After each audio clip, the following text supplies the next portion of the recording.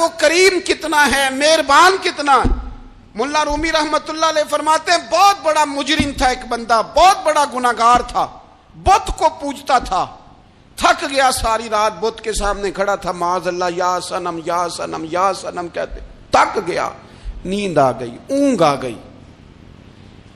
جب پوری طرح نیند آ گئی اور دماغ پہ نیند قبضہ کرنے لگی تو اس کے منہ سے نکل گیا، صنم صنم کہہ رہا تھا نا، نکل گیا یا صمد، او بے نیاز مالک۔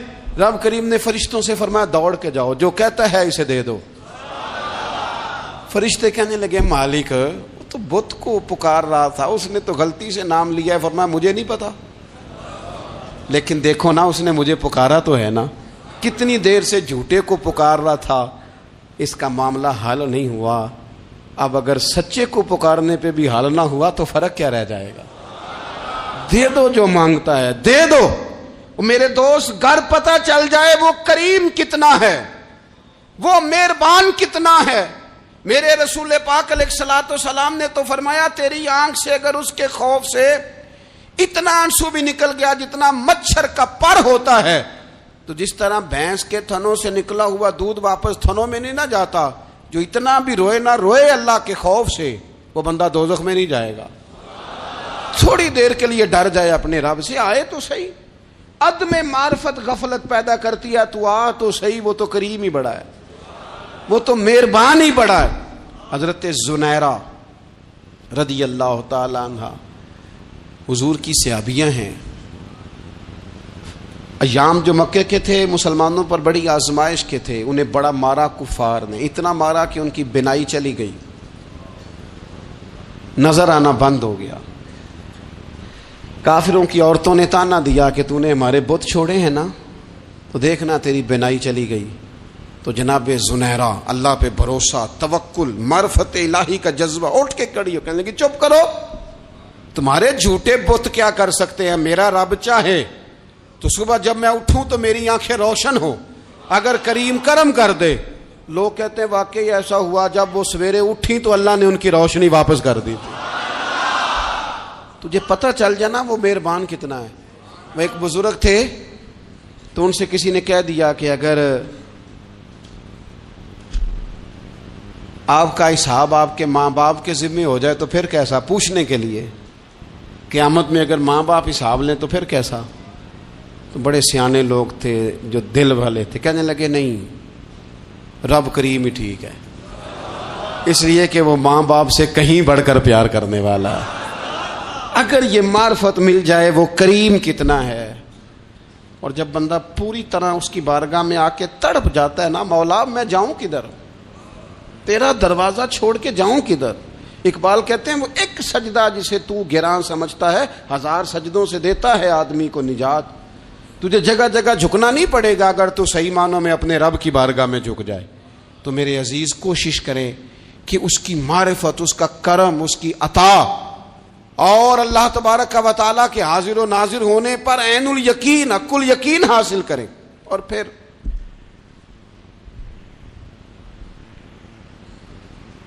آٹھویں بات یہ ہے کہ غافل لوگوں کی صحبت بھی بندے کو غافل کر دیتی ہے۔ غافلوں کی صحبت میں نہ بیٹھیں، ان کی صحبت میں بیٹھیں جن کے پاس بیٹھنے سے دل میں رب رسول کی محبت پیدا ہوتی ہے۔ غافلوں سے بچیں۔ چنگیاں دے لڑ لگی ساں تے چولی چ پھل پئے، تے جدوں میں پیڑیاں دے سنگ رل گئی تے میرے اگلے بھی ڈول گئے۔ برے آدمی کی صحبت بندے کو غافل کر دیتی۔ غافلوں کی صحبت میں کبھی نہ بیٹھیں، کبھی نہیں۔ غافل آدمی آپ کو غافل کر دے گا۔ میرے نبی پاک علیہ الصلوۃ والسلام نے فرمایا انسان اپنے دوست کے مذہب پر ہوتا ہے۔ یہ بہت بڑے لفظ ہیں۔ فرمایا المرء علی دین خلیلہ، انسان اپنے دوست کے مذہب پر ہوتا ہے۔ تو دیکھ تو نے دوست کس کو بنایا ہے، جو تیرے دوست کا مذہب ہوگا وہی تیرا ہو جائے گا۔ ہم نے دوست بنایا نا غوث پاک جیلانی کو،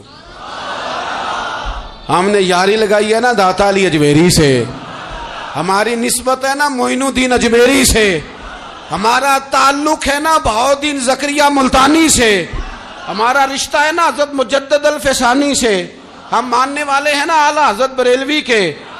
ہمارا تعلق ہے کبھی جماعت علی سے، کبھی مہر علی سے. ہمارا ان سے تعلق ہے تو صبح شام ہماری زبان پہ رہتا ہے بالغ العلا بکمالہ کشف الدجی بجمالہ حسنت جمیع خصالہ صلوا علیہ وآلہ. ان سے تعلق جڑا ہے نا تو کئی دفعہ تنہائیاں تڑپا دیتی ہیں اور تڑپ کے کہتے ہیں اج سکھ متران دی ودھیری ہے. اج سکھ متران دی، سکھ کہتے ہیں اڈیق کو، متر کہتے ہیں محبوب کو. اج سکھ متران دی ودھیری ہے. اے کیوں دلڑی اداس گھنیری ہے، لوں لوں وچ شوق چنگیری ہے. اج نینا لائیاں کیوں جھڑیاں. سبحان اللہ سبحان اللہ سبحان اللہ. پہلے کہتے ہیں سکھ متران دی ودھیری ہے یعنی اداس ہوں، پھر حضور کے جلووں پہ نظر کرتے ہیں، کہتے ہیں سبحان اللہ سبحان اللہ. ماں اجمل کا، ماں احسن کا، ماں اکمل کا، اور پھر فوراً کہنے لگے او کتھے مہر علی، او کتھے مہر علی، کتھے مہر علی تے کتھے تیری سنا. اب ویکھو مشتاق اکھیں کتھے جاڑیاں. بلغ العلا بے کمال کشف الدجی بے. اور میرے اعلیٰ حضرت کہنے لگے سرور کہوں کہ مالک و مولا کہوں، باغ خلیل کا گلے زیبا کہوں تجھے. تیرے تو وصف عیب تناہی سے ہیں بری، حیران ہوں میرے شاہ میں کیا کیا کہوں تجھے. غافل آدمی کی علامت ہے برے لوگوں کی صحبت میں. خبردار ان کے پاس نہ بیٹھنا جن کے پاس بیٹھنے سے تمہارے دلوں میں اولیاء اللہ، اللہ کے بندوں کی عداوت پیدا ہو.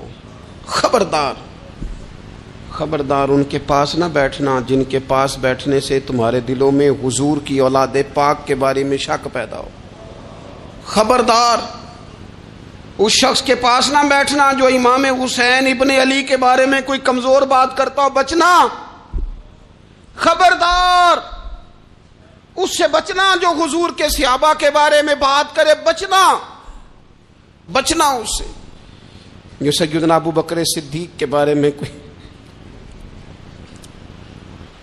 دیکھو کیا مقدر ہے صدیق و فاروق کے، جن کے گھر ہی رحمتوں کے خزینے میں. بھلا کیا کہا نبی پاک، حضور نے فرمایا میرے اوپر جس نے نیکی کی تھی بدلہ دے دیا ہے. یہ جو میرے ابو بکر صدیق ہے نا، ان کو میں اللہ کی بارگاہ میں لے جاؤں گا، کہوں گا مالک تو ہی بدلہ عطا فرما. ایک ہاتھ میں جناب صدیق کا ہاتھ پکڑا، ایک میں حضرت عمر کا ہاتھ پکڑا، اور حضور مسجد نبوی سے باہر آ رہے ہیں. دیکھنے والے کی زبان سے بے ساختہ سبحان اللہ نکل گیا. کیا شان ہے، کیا مقدر ہے. تو حضور علیہ السلام رک گئے اور روک کے فرمایا تو حیران ہو رہا ہے نا، تو حیران ہو رہا ہے نا کہ میں نے ایک ہاتھ میں ابو بکر کو پکڑا ہے، ایک میں عمر کو پکڑا ہے. فرمایا قیامت میں جب میری قبر کھلے گی تو میں اسی طرح قبر سے نکلوں گا، اس طرح میدان محشر میں میں آؤں گا. خبردار حضور کے وفاداروں کے وفادار رہنا، ان کے وفادار رہنا، ان کے وفادار رہنا. بڑا عجیب دور آیا ہے. ہم نے یہ دور دیکھا ہے کہ لوگ حضور کے صحابہ کے بارے میں بھی بات کریں گے. اب نبی پاک کی اولاد پاک کے بارے کو بھی ڈسکس کیا جائے گا. اپنا منہ تو دیکھ، اپنی حیثیت دیکھ، اور پھر وہ بندے دیکھ جن کو اللہ نے چن کے اپنے محبوب کی غلامی کے لیے حضور کے قریب بٹھایا ہے. تو بچنا ایسے لوگوں سے، پرہیز کرنا. خبردار عقیدہ ستھرا رکھنا، عقیدہ ستھرا رکھنا، صاف رہنا، پاکیزہ رہنا، غافلوں کی صحبت سے بچنا. بڑا ڈرتے ہیں اللہ سے، دعائیں مانگتے ہیں یا اللہ نسلوں میں بھی وہی بندے پیدا فرما جو عقیدے پکے رکھنے والے ہیں. وہ بندے پیدا فرما ہماری نسلوں میں. ایک وہ بندہ بھی غافل ہو جاتا ہے جو امیدیں لمبی لگا لیتا ہے، جن کے منصوبوں میں دولت بھی ہوتی ہے، گھر بھی ہوتا ہے، اولاد کا بڑا ہونا بھی ہوتا ہے، پوتے پوتیاں نواسے نواسیاں دیکھنا بھی ہوتا ہے، یہاں بھی گھر وہاں بھی گھر، یہ سیر، یہ سارا کچھ ہوتا ہے. لیکن رب کی بارگاہ میں پیش ہونا جن کے پیش نظر نہیں ہوتا. لمبی امیدیں. حضرت مولا علی شیر خدا فرمایا کرتے تھے میں تم پر دو باتوں کا خوف کھاتا ہوں، جو ڈر آتا ہے، ایک یہ کہ تم خواہش کی پیروی کرو گے، جو نفس کی خواہش ہوگی اس کے پیچھے لگ جاؤ گے، اور ایک کہ تم لمبی لمبی امیدیں باندھو گے، اتنے سال جینا ہے، اتنے 100 سال جینا، یہ کرنا ہے وہ کرنا ہے. منصوبہ بندی کریں مستقبل کے لیے، وہ بری نہیں، لیکن تیاری رکھیں، تیاری رکھیں. اس بات کا بھی خیال رکھیں کہ اللہ کی بارگاہ میں حاضر ہونا. یہ غفلت کی چیزیں ہیں جو بندے کو غافل کر دیتی ہیں. جو لوگ اللہ کا ذکر نہیں کرتے وہ بھی غافل ہو جاتے ہیں، اور جو فضول باتیں زیادہ کرتے ہیں نا، ہنستے زیادہ ہیں. فَلْيَضْحَكُوا قَلِيلًا وَلْيَبْكُوا كَثِيرًا.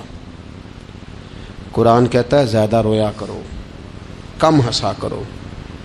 نبی پاک علیہ الصلوۃ والسلام سے پوچھا تھا حضرت عقبہ بن عامر نے کہ یا رسول اللہ نجات کس چیز میں ہے؟ تو نبی پاک علیہ الصلوۃ والسلام نے فرمایا ایک تو اپنی زبان قابو میں رکھو، دوسرا فرمایا اپنے گھر میں ٹھہرے رہو، تمہارا گھر تمہارے لیے کافی ہو، فضول نہ نکلو گھر سے، اور تیسرا فرمایا اپنی خطاؤں پہ رویا کرو. کثرت کلام اور فضول کلام اور بلا وجہ یہ بندے کو غافل کرتا ہے، دل کو سخت کرتا ہے. یہ چند چیزیں ہیں جو انسان کو غفلت میں ڈالتی. اپنے آپ کو ان چیزوں سے بچائیں اور غفلت کو توڑیں. آپ کے ذمے، میرے ذمے جو حقوق العباد ہیں ان کا پتہ کریں، جو اللہ رسول کے حقوق ہیں ان کی خبر دیکھیں. ہماری جو ذمہ داریاں ہیں ہم کس طرح انجام دے رہے ہیں اس پر توجہ کریں. اپنے معاملات کو ٹھیک کریں. ہم انسان ہیں، کوتاہیاں تو رہ جائیں گی، لیکن جب کوشش کریں گے تو پھر رب تعالیٰ مدد بھی فرمائے گا. ایک بات اور کرنی ہے، ایک تو میں نے عرض کیا غفلت کو توڑنا، ایک دوسری بات قرآن مجید کا ایک سبق اور. جب غفلت توڑنی ہے تو پھر لازمی طور پر ایک کام کرنا پڑے گا. میں نے یہ عرض کیا تھا کہ پلاننگ نہیں کرنی، فیصلہ کرنا ہے. تو فیصلہ کرنا ہے تو کرنا کیا ہے؟ پھر قرآن حکیم نے سورہ بقرہ میں کہا فاستبقوا الخیرات، یعنی تم نیکیوں کی طرف دوڑو، جلدی جلدی نیکیاں کرو، فٹافٹ، دیر نہ کرو. فٹافٹ سے مراد یہ نہیں کہ نیکی جلدی جلدی کر جاؤ، یعنی ٹال مٹول نہ کرو خیر کے کام میں. کل کریں گے، پرسوں کریں گے، عمرہ کر رہے ہیں پھر نیکی ہیں، حج کر رہے ہیں پھر نیکی ہیں، بچے بیال ہوں پھر میں نیک ہوں. یہ تھوڑا سا یہ کام ٹال مٹ. فاستبقوا الخیرات، نیکیوں کی طرف دوڑو، جلدی کرو، بھاگو. نبی پاک صلی اللہ تعالی علیہ وسلم نے فرمایا 5 چیزوں کو 5 چیزوں سے پہلے غنیمت جانو.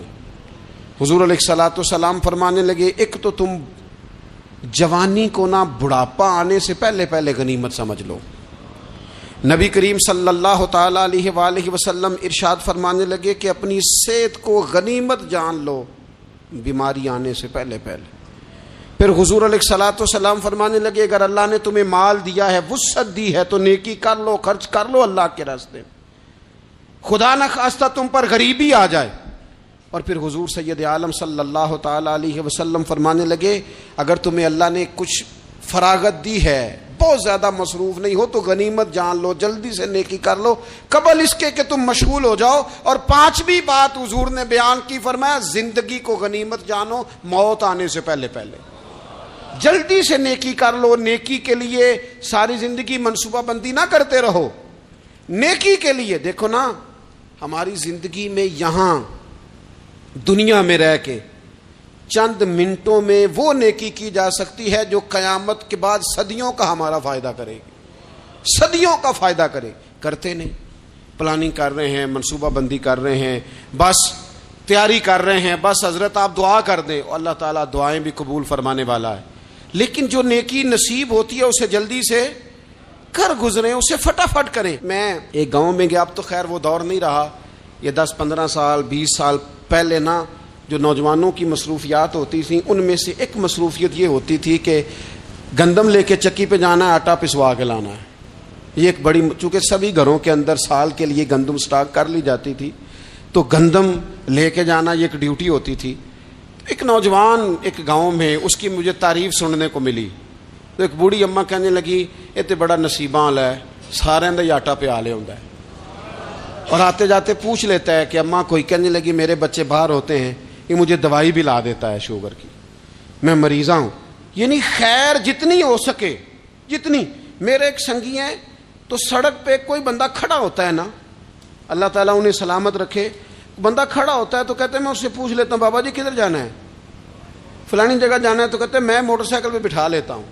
بندہ دیکھ کے مجھے سمجھ آ جاتی ہے ضرورت مند ہے، کوئی چور نہیں، کوئی ڈاکو نہیں، ضرورت مند ہے. میں اسے منزل تک نیکی جتنی میسر آئے، جس حد تک میسر آئے. کیا کہا ہمارے نبی پاک علیہ السلام نے؟ حضور نے ہم سے فرمایا کچھ نہ ہو سکے تو بات ہی مسکرا کے کر لینا، اس پر ہی اللہ صدقے کا ثواب عطا کرے. فاستبقوا الخیرات، جلدی سے نیکی کر لو. اپنے نامہ اعمال میں روز نیکیاں جمع کرو، کوئی نہ کوئی خیر کا کام روز کرو اور جلدی سے کرو. صحیح مسلم میں حدیث ہے، نبی پاک صلی اللہ تعالی علیہ وسلم فرمانے لگے جلدی جلدی نیکی کے کام کر لو ان فتنوں سے پہلے جو اندھیری رات کے حصوں کی طرح فتنے ہوں گے. فرمایا اس وقت حال یہ ہوگا کہ آدمی صبح مومن ہوگا، شام کو کافر ہو جائے گا، شام کو مومن ہوگا تو صبح کافر ہو جائے گا. اور فرمایا لوگ دنیا کے بدلے اپنا دین تک بیچ ڈالیں گے. معاذ اللہ جھوٹی قسمیں نہیں کھائی جاتی، جھوٹا قرآن مجید نہیں لوگ اٹھا لیتے. لوگ دنیا کے لیے دین بیچ ڈالیں گے. اس سے پہلے جب فتنے اتنے زیادہ ہو جائیں، اس سے پہلے نیکی کر لو، کوئی خیر کا کام کر لو، جلدی سے کچھ ایسا کر لو. حضرت عقبہ بن حارث رضی اللہ تعالیٰ عنہ فرماتے ہیں یہ دیکھیں ہمارے نبی پاک علیہ السلام کی سیرت کیا ہے، حضور کا اسوہ کیا ہے، نبی پاک علیہ السلام ہماری تربیت کس طرح کرتے. حضرت عقبہ بن حارث رضی اللہ تعالیٰ عنہ کہتے ہیں ہم نے نبی پاک علیہ السلام کے ساتھ عصر کی نماز پڑھی، یہ صحیح بخاری میں موجود ہے. فرماتے حضور سلام پھیرتے ہی فوراً اٹھ کے گھر تشریف لے گئے. یہ ہمارے لیے انوکھی بات تھی، غیر متوقع تھی، پہلے کبھی ایسا ہوا نہیں. سلام پھیرا نماز کا، حضور جلدی سے تشریف لے گئے. اب ہم حیران تھے اور حیرت انگیز طور پر حیران تھے کہ کریم اتنی جلدی تشریف لے گئے. تھوڑی دیر ہوئی حضور واپس آ گئے. تو محبوب پاک علیہ السلام فرمانے لگے گھر میں ایک چھوٹی سی ڈلی، ایک چھوٹا سا ٹکڑا سونے کا پڑا تھا، مال آیا تھا سارا صدقہ کر دیا، وہ تھوڑا سا پڑا تھا، اچانک مجھے یاد آیا وہ تو پڑا رہ گیا. تو حضور فرمانے لگے میں نے کہا کہیں ایسا نہ ہو جائے کہ ساری رات گزر جائے اور میرے گھر میں پڑا ہی رہ جائے، میں جلدی سے جا کے اسے خیرات کر دوں. میں نے خیرات کیا پھر میں واپس آ گیا ہوں. جلدی سے نیکی، جلدی سے نیکی کر لی جائے. ہم بڑا انتظار کر رہے ہیں، بڑا لمبا ہمارا پروگرام ہے، ہمارے پاس ٹائم ہی بڑا ہے. کسی نے کان میں کہہ دیا ہے تیرے پاس بڑا وقت ہے، ابھی تو بڑی عمر پڑی ہے، ابھی تو جناب. اور میرے بھائی یہ لوگوں کے کہنے کی باتیں ہیں، پھر پتہ ہی نہیں چلتا حالات کس طرح کے ہو جاتے ہیں اور کیا معاملات انسان کے ساتھ درپیش ہوتے ہیں. جتنی خیر میسر آئے، جتنا بھلا میسر آئے، جتنی انسان کو توفیق ملے. میں نے بزرگوں کو دیکھا، اپنے اصحاب کو، پہلے وہ خدام سے کہتے کہ میں سونے لگا ہوں اور پابند کرتے لوگوں کو کہ فلاں وقت، بزرگوں کو میں نے دیکھا اپنے، وہ پابند کرتے لوگوں کو کہ فلاں وقت میں موجود ہوں گا آنا، خود پابند فرماتے. اور پھر جب بیدار ہوتے تو سب سے پہلے خدام کو بلا کے پوچھتے کوئی مہمان تو نہیں آیا. اور جناب آپ نے خود ہی تو پابند فرمایا فلاں دن آنا. کہنے لگے چل یار اگر کوئی آیا تو مجھے ملا لو، میری ملاقات کرا لو. کیوں؟ اس لیے کہ دور سے آیا ہے، مجھ سے ملنے آیا ہے، کوئی خیر کی بات سیکھنے آیا. چلو میرے نامہ اعمال میں کوئی نیکی جائے گی، کچھ نہ کچھ خیر جمع کر لی جائے، کچھ نہ کچھ ڈیوٹی کر لی جائے، کچھ کام کریں اور جلدی سے کریں. حضرت جابر ابن عبداللہ انصاری رضی اللہ تعالیٰ عنہ بیان کرتے ہیں، یہ بھی بخاری میں موجود ہے. کہتے ہیں ایک صحابی نبی پاک علیہ السلام کی بارگاہ میں حاضر ہوئے غزوہ احد کے موقع پر، اور حال ان کا یہ تھا کہ وہ کھجور کھا رہے تھے اور کھجور انہوں نے منہ میں رکھی ہوئی تھی. حضور کی بارگاہ میں حاضر ہوئے اور عرض کرنے لگے یا رسول اللہ صلی اللہ تعالی علیہ وسلم اگر میں شہید کر دیا جاؤں تو کہاں جاؤں گا؟ حضور فرمانے لگے جنت میں. تو کہتے انہوں نے جو کھجور منہ کے اندر تھی وہ انہوں نے نگلی نہیں، اندر نہیں لے گئے، اس کو باہر نکالا اور دوڑ کے آگے بڑھے اور جنگ کرنی شروع کر دی اور لڑتے لڑتے شہید ہو گئے. کیا سبق دیا انہوں نے؟ سبق یہ دیا کہ نیکی کرنے میں اتنی دیر بھی نہیں کرنی جتنی کھجور کھانے میں دیر لگتی ہے. جلدی سے نیکی کرنی ہے، فٹافٹ نیکی کرنی، اس کے اندر ٹال مٹول نہیں کرنا.